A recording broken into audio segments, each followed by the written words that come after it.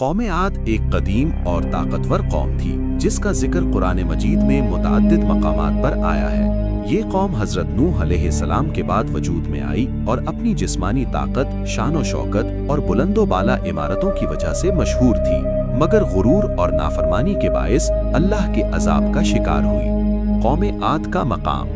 قوم عاد کا علاقہ احقاف کہلاتا تھا، جو موجودہ عرب کے جنوب میں یمن اور عمان کے درمیان ریتلے ٹیلوں پر مشتمل تھا۔ قرآن میں احقاف کا ذکر خاص طور پر آیا ہے۔ حضرت ہود علیہ السلام کی بعثت۔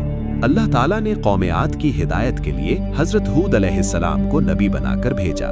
حضرت ہود نے انہیں ایک اللہ کی عبادت کی دعوت دی، بت پرستی چھوڑنے کا حکم دیا، غرور اور ظلم سے باز رہنے کی نصیحت کی، مگر قوم عاد نے انکار کیا اور کہا کہ ہم طاقت میں سب سے برتر ہیں۔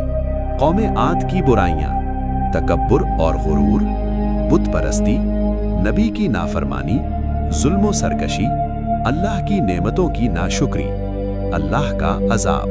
جب قوم عاد نے مسلسل انکار کیا تو اللہ تعالیٰ نے ان پر شدید آندھی، ٹھنڈی اور تباہ کن ہوا، 7 راتیں اور 8 دن مسلسل عذاب نازل فرمایا۔ اس عذاب نے پوری قوم کو ہلاک کر دیا، صرف حضرت ہود علیہ السلام اور ایمان لانے والے محفوظ رہے۔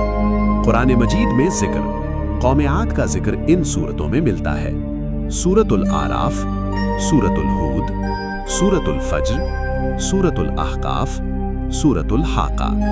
سبق: قوم عاد کی تاریخ ہمیں یہ سبق دیتی ہے کہ طاقت اور دولت ہمیشہ نہیں رہتی، تکبر انسان کو تباہ کر دیتا ہے، اللہ اور اس کے رسولوں کی نافرمانی کا انجام ہلاکت ہے۔